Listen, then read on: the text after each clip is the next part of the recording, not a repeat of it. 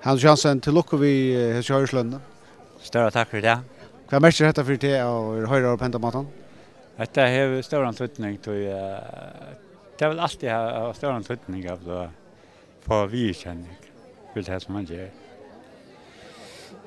Virkjenning har du i alle føren finner fra Føringen, og som rettelig gleder for tøyn sang og tøgnløg og den hatten som du særlig har lyst på F og på. Ja, altså jeg har alltid vært vel nødtidende av folk her som jeg har vært. Men at man får en sånn allmän virkjenning, det noe annet. Det større tøtning. Hva du i gang til løtene?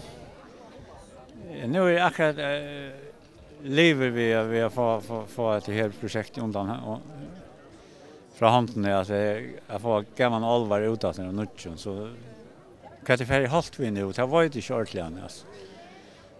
Men jag har redan ett tillfälle så hoppas att det kommer igång vi några nytt nu alltså jag får några nytt ut.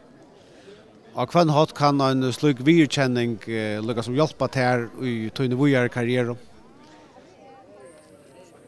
Alltså tar man för en såna virkänning så hur man lättare att bli accepterad av